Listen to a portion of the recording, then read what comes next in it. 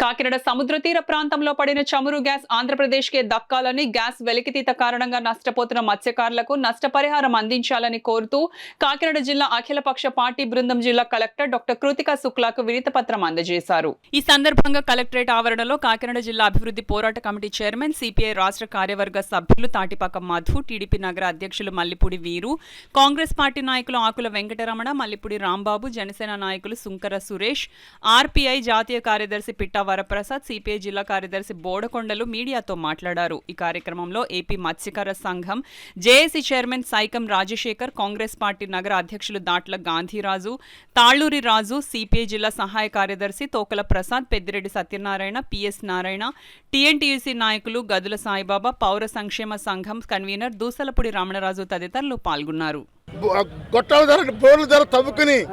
Gujarat పట్టుకెళ్ళిపోయారు pipe line ద్వారా. ఈరోజు ఆ రాష్ట్రాల్లో ఇంటింటికి గ్యాస్ 100 రూపాయలకి ఇస్తున్నారు. మీరు ఎంక్వైరీ చేయండి. కాకినాడలో ఇంటింటికి గ్యాస్ ఉచితంగా ఇవ్వాలి.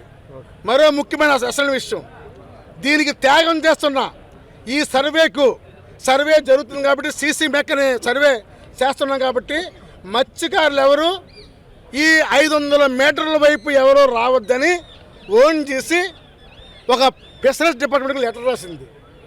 ఆ లెటర్ని దాచివేసింది ఎవరు? అధికార పార్టీ నేతలు ఆ లెటర్ని దాచివేసి ఇప్పుడు మేమేం కొడుతున్నామంటే, ఈ 500 మీటర్లు నిషేధం అయితే సముద్రాన్ని, ఆ గంగమ్మ తల్లిని నమ్ముకున్న మత్స్యకారులు ఏం కావాలి, ఎలా బతకాలి? తెల్లారితే చేపల వేటకెళ్తే వాడు పొట్ట నడవదు. అందుకని మేమేం కొడుతున్నామంటే, మత్స్యకారులు నష్టపోతే ప్రభుత్వం న్యాయం చేయాలి, ఓన్జీసీ న్యాయం చేయాలి. అందుకని గతంలో గాడిమొగలో, తాళరేవు ఈ ప్రాంతాల్లో ఎవరికైతే నష్టపరిహారం ఇచ్చారో ఆ రెట్టింపు పరిహారం ఇక్కడ ఇవ్వాలి. లేకపోతే ఒక పైప్ లైన్ కూడా ఈ ప్రాంతం దాటి అఖిలపక్షం వెళ్ళనివ్వదు. గతంలో 10 కిలోమీటర్లు వెళ్తే వేట చేసుకునే మేము ఇప్పుడు 100 కిలోమీటర్లు వెళ్లాల్సి వస్తుంది.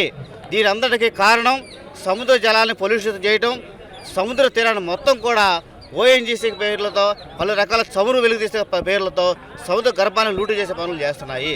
ఇవి మీకు స్వస్తి చెప్పకపోతే మేము పెద్ద ఎత్తున ఆందోళన చేస్తాము.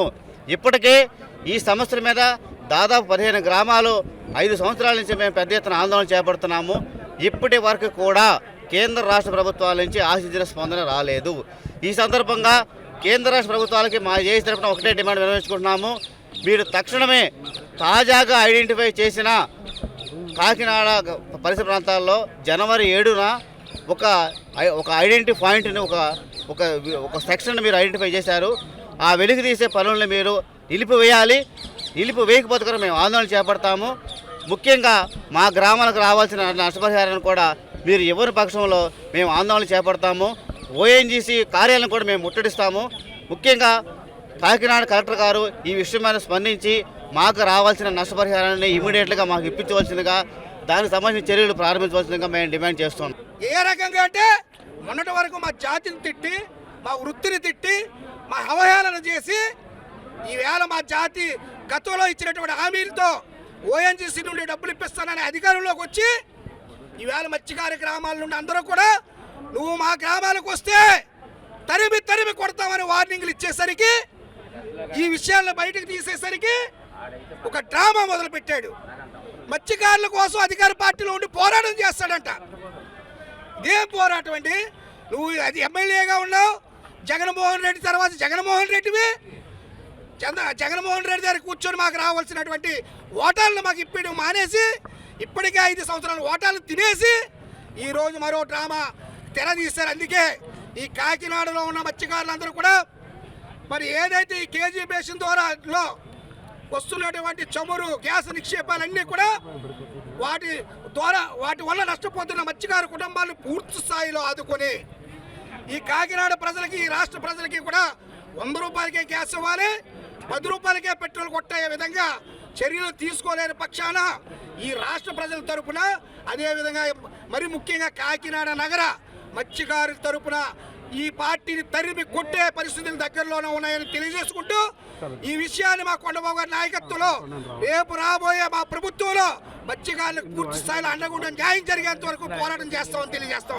ఎన్నికలు వస్తున్నాయని రేపు సమీపిస్తున్నాయని చెప్పి ఆ ఉద్దేశంతో మొన్న మీరు ప్రెస్ మీట్లో మా మత్స్యకారు జాతిని అందరినీ దూషించి ఎంతో హేళనగా మాట్లాడి అది కప్పిపుచ్చుకోవడం కోసం మాత్రమే. అయ్యా మత్స్యకారులారా గమనించండి, ఈయన మొన్న ప్రెస్ మీట్లో కూడా ఒకటి చెప్పడం జరిగింది.